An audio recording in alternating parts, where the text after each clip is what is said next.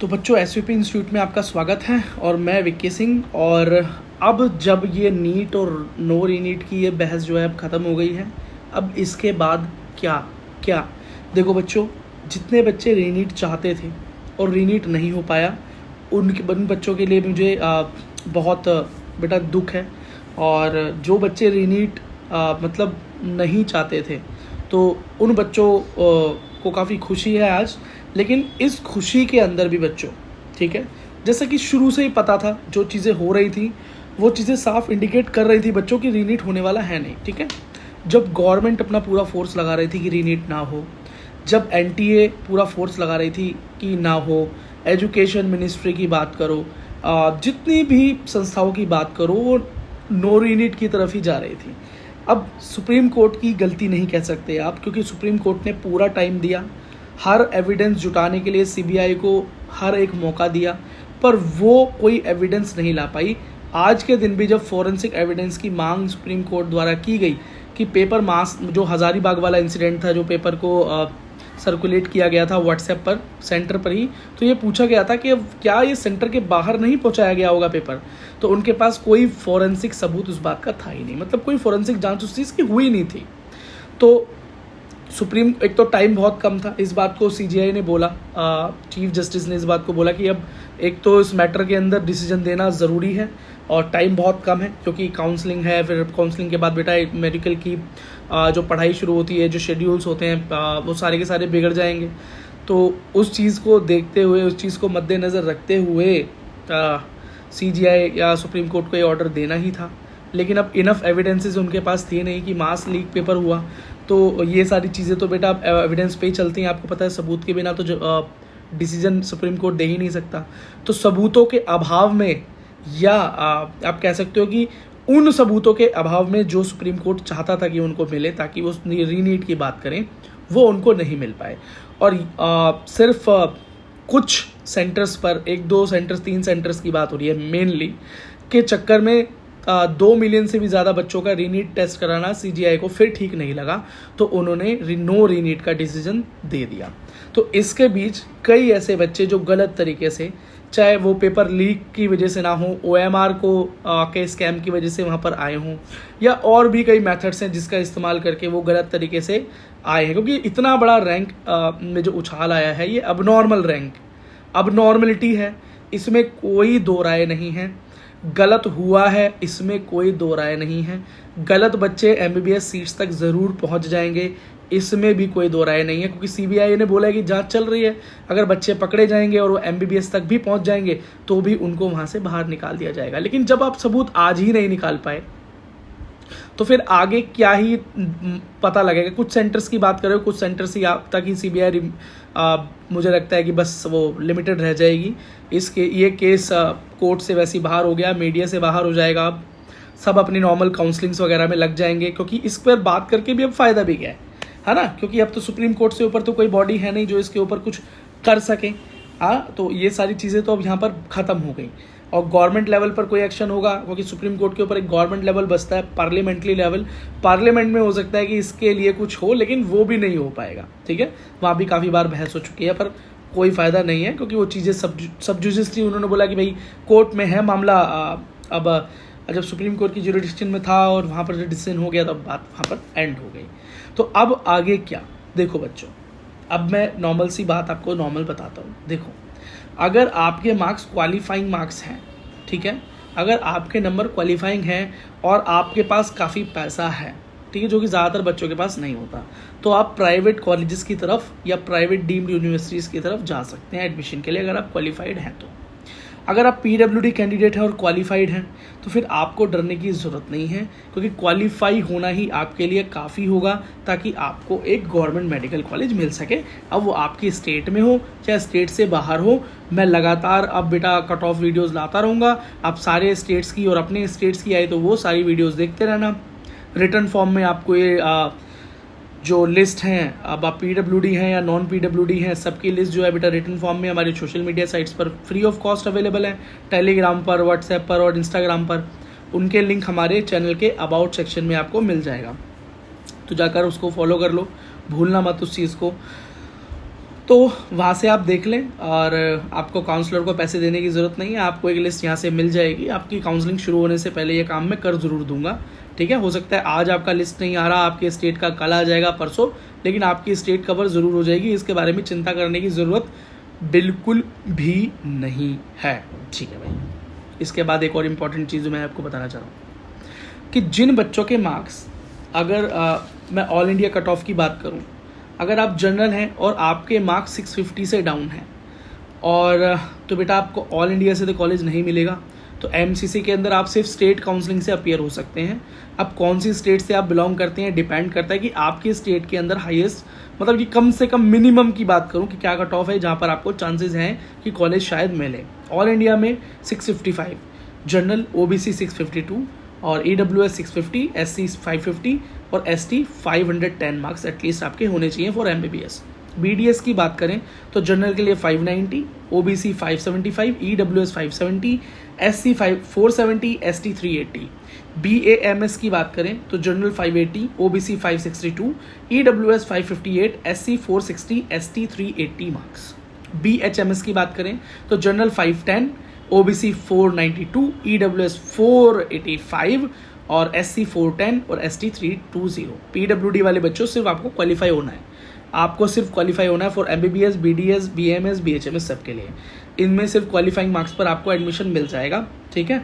BDS के अंदर तो बहुत अच्छा कॉलेज मिल जाता है, अब बीएमएस भी हो जाएगा, कोई दिक्कत नहीं। अब मैं स्टेट वाइज अगर बात करूँ, अगर आप दिल्ली से बिलोंग करते हैं और आपके मार्क्स बेटा दिल्ली की बात करें तो 695 कट ऑफ जा रही है। अगर आपके मार्क्स जो है 650 से नीचे है ना, तो ऑल इंडिया से तो आपको कॉलेज मिलेगा नहीं, दिल्ली में 690 से नीचे कॉलेज नहीं मिलेगा जनरल कैटेगरी में, तो आपकी कहानी यहीं ख़त्म हो गई बच्चे। तो अब आपको क्या करना है, या तो आपके मार्क्स इतने हैं 600 प्लस हैं, 580, 590, 550 हैं, और आपको पता है कि कुछ ना कुछ मुझसे कमियां हो गई, कुछ ना कुछ मुझसे गलतियां हो गई, जो कि अब आप इस साल दोबारा से पढ़ाई कर कर सुधार सकते हैं। तो आप बेटा दोबारा से 2025 के लिए प्रिपरेशन करें और तैयारी करें और अच्छी सॉलिड तैयारी से नीट 2025 में बैठें। मुझे पता है बहुत निराशा है, लेकिन बच्चे, इसका ये मतलब तो नहीं है कि बच्चे अब एमबीबीएस करना छोड़ देंगे या नीट का एग्ज़ाम नहीं देंगे। इसे आप एक मजबूरी समझें या अपने पैशन, अपने सपने के लिए करने वाली मेहनत समझें, क्योंकि बेटा तरीका और रास्ता तो सिर्फ यही है, ठीक है। अगर आप असम से बिलोंग करते हैं तो एटलीस्ट आपके 600 मार्क्स होने चाहिए।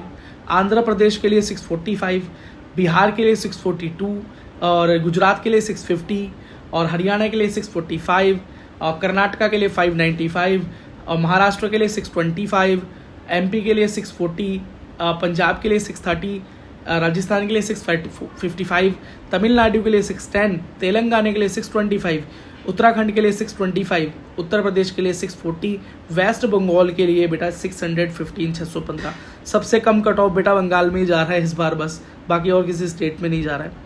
और मणिपुर की बात करें 630 और हिमाचल की बात करें तो 680 तक भी कट ऑफ जा रहा है। तो अगर बेटा आप ऑल इंडिया काउंसलिंग में अपीयर होना चाहते हैं, 650 से ऊपर आपके मार्क्स कम से कम होने चाहिए।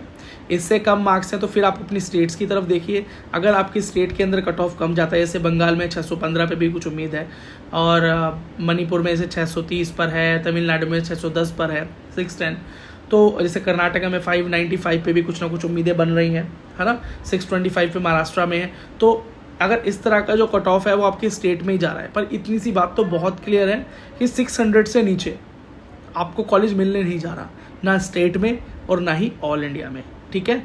अब जैसे ओबीसी की बात कर लें तो ओबीसी की जो कट ऑफ है ऑल इंडिया में बेटा वो 650 प्लस ही जा रही है, जनरल से 2-3 नंबर ही कम है, कोई ज़्यादा फर्क पड़ नहीं रहा। हर स्टेट वाइज भी देखें तो उसमें भी यही बात है।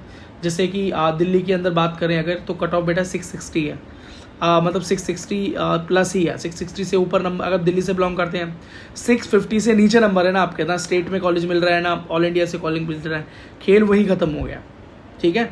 अब जो स्टेट कट ऑफ्स की जिनकी बात कर रहा हूँ वो स्टेट डोमिसाइल्ड बच्चों के लिए है, सिर्फ स्टेट कोटा 85%, मतलब ऑल इंडिया से तो आपका 650 से नीचे ऐसे ही एडमिशन होना नहीं है।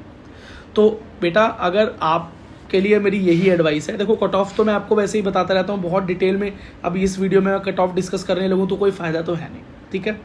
यहाँ पर सिर्फ मैं आपको नेक्स्ट स्टेप्स की बात कर रहा था कि अभी आपको क्या करना है।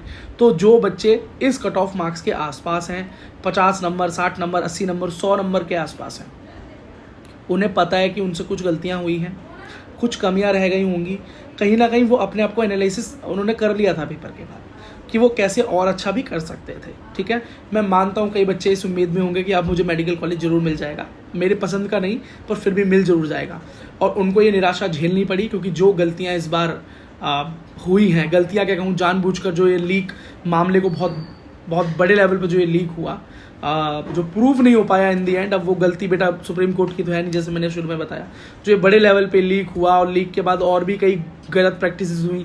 कई और तरीके भी होते हैं ना बच्चे, पेपर लीक के अलावा भी बहुत सारे तरीके होते हैं जिससे कि पेपर में हेल्प की जा सकती है। सॉल्वर गैंग होते हैं, पेपर सॉल्व कर देते हैं, OMR शीट को खाली छोड़ा जाता है, बाद में उसको फिलअप कर दिया जाता है, बहुत और भी तरीके हैं। उन गलत तरीकों की प्रैक्टिस करते हुए जब इस पेपर के अंदर ज़्यादा मार्क्स लाए गए, हर साल देखो चीटिंग तो होती है, इस बार बहुत बड़े लेवल पर चीटिंग हुई। बड़े लेवल पर चीटिंग होने के बाद ये रैंक में इतना बड़ा इन्फ्लेशन आया, ये बिल्कुल सच है। इसको शायद आप डिनाई कर दें, आप शायद मुझे कमेंट में गाली भी दें, लेकिन ये बात बेटा सच है, इसको तो आप इनकार नहीं कर सकते। नहीं तो ये लीक मामला बढ़ता नहीं जाता। जो OMR वाली बात आज हुई थी, वो अगर सुप्रीम कोर्ट उसको पकड़ लेता ना आज, तो वो भी 2 दिन और, अगर उस 1 दिन और उस पर अच्छा खासा डिस्कशन हो जाता तो बात कहीं और भी मुड़ सकती थी। लेकिन शुरुआत इस चीज़ से हुई नहीं थी, ये केस OMR के ऊपर था ही नहीं, है ना, नहीं तो ये और किसी डायरेक्शन में भी बात जरूर जा सकती थी। खैर छोड़ो, CBI उसके भी प्रूफ नहीं ला पाती। तो मैं बेटा ये नहीं बोल रहा कि रीनीट ही एक ऑप्शन था, मेरा मतलब ये था कि गलत बच्चों को, किसी भी नॉन डिजर्विंग कैंडिडेट को कैसे भी बाहर निकालना था। और NTA से जो गलतियां हुई है, NTA को भी उसकी कुछ ना कुछ सजा सुप्रीम कोर्ट को ही दे देनी थी। आज के दिन उसको ही कोई ना कोई ऐसा डिसीजन NTA की तरफ देना था ताकि उनके होश ठिकाने आ जाते और अगली बार वो ये गलती करते हुए 2 नहीं 100 नहीं 1000 से भी ज़्यादा बार सोचते, शायद इस तरह की गलती कभी होती भी नहीं। अब बेटा वो चीज़ें सामने आई नहीं, बहुत सारे गलत लोग बच जाएंगे, इसमें कोई दो राय नहीं है। अब बेटा नेक्स्ट चीज़, अगर आपके मार्क्स बेटा 650 प्लस हैं, अपनी स्टेट के अंदर भी, ऑल इंडिया के लिए भी, ठीक है, कि आपके नंबर बेटा अच्छे हैं, तो आप काउंसलिंग के लिए जाइए, अच्छा काउंसलर हायर कीजिए। अच्छा काउंसलर हायर नहीं कर सकते, पैसों की दिक्कत है, तो कट ऑफ वीडियोज़ वगैरह देखकर अपनी कट ऑफ लीड वीडियो, अपनी प्रेफरेंस लिस्ट बना लीजिए, जो आपको कॉलेज मिल रहा है उस कॉलेज को आप ले लीजिए। एक भी MBBS की सीट अगर आपको बेटा इंडिया में कहीं भी मिलती है तो बहुत प्रीशियस, बहुत अनमोल है। उस बच्चे से पूछिए जो 10 नंबर 5 नंबर की वजह से अपनी कॉलेज को या किसी भी एक MBBS सीट को नहीं पा पाएगा। तो एक MBBS सीट की बेटा बहुत बड़ी वैल्यू है। आप ये सोचकर निराश बिल्कुल मत होना इस टाइम कि मुझे मेरा पसंद कॉलेज नहीं मिल पाएगा, मेरा मनपसंद कॉलेज नहीं मिल पाएगा। बेटा ये सोचो, जो MBBS सीट ना मिल पाने का दुख क्या एक मनपसंद कॉलेज ना मिलने के दुख से ज़्यादा है या कम है, इसको एनालाइज करना। तो आपको एक सीट मिलने जा रही है, ये बहुत इंपॉर्टेंट है। कोई भी कॉलेज बेटा इंडिया में, भारत में कोई भी कॉलेज MBBS करने के लिए ना तो छोटा है और ना ही बड़ा है। एक भी MBBS सीट आपको इस देश के किसी भी कोने में अगर मिले तो आप उसे हाथ जोड़ कर ले लें, क्योंकि वही आपका बेटा भविष्य है, वो कई लाखों बच्चों का सपना है जो आपको मिलने जा रहा है। तो ऑल द वेरी बेस्ट, ये मेरी बेटा आपको सलाह थी। और जिन बच्चों के मार्क्स बहुत कम है, 200, 150, 250, 300, देखो बच्चों, ये नीट एग्ज़ाम आपके लिए नहीं है, इस बात को समझे। अपने पेरेंट्स के पैसे खर्च ना करें, क्योंकि वो बात ये सब नहीं समझ सकते। आप बेटा उनके इतने मेहनत के पैसों को कहीं और लगा लें, ठीक है। आप कुछ और देखो, ज़रूरी नहीं है आप नीट में ही आए, हो सकता है किसी प्रेशर से आ गए हो सकता है कि आप किसी और चीज़ में बहुत अच्छे हों, हो सकता है आप अभी उस चीज़ को ना जान पाए हों। तो कुछ नहीं, जो भी आपका इंटरेस्ट है उस इंटरेस्ट की फील्ड के अंदर बेटा थोड़ा टाइम लगा लो, है ना। अब YouTube करना चाहते हो, या बेटा एजुकेशन में इंजीनियरिंग में जाना चाहते थे, या बेटा आप इस मेडिकल फील्ड से जुड़े रहना चाहते हो, तो बहुत सारे अदर कोर्सेज हैं। आप नर्सिंग कर सकते हो, जो कि प्राइवेटली बेटा बहुत ज़्यादा कॉस्टली नहीं है, ठीक है। आप बेटा फार्मेसी कर सकते हो, बहुत सारे पैरामेडिक कोर्स हैं जिसके अंदर आप कभी भी अनएम्प्लॉयड नहीं रहेंगे और इस इंडस्ट्री में आप कभी भी बेटा खाली नहीं बैठेंगे। तो ये मेरी सलाह है उन सब बच्चों को। शायद आपको बेटा पसंद आई हो, ना पसंद आई हो तो भी बेटा कमेंट सेक्शन आपके लिए खुला है, पसंद आई हो तो भी कमेंट सेक्शन आपसे खुला हुआ है। वीडियो को लाइक, चैनल को सब्सक्राइब करें, अपने ओपिनियंस और क्वेश्चंस इस वीडियो के कमेंट सेक्शन में डाल दें। और अब मिलते हैं बेटा अगली वीडियो में। धन्यवाद वीडियो को अंत तक देखने के लिए।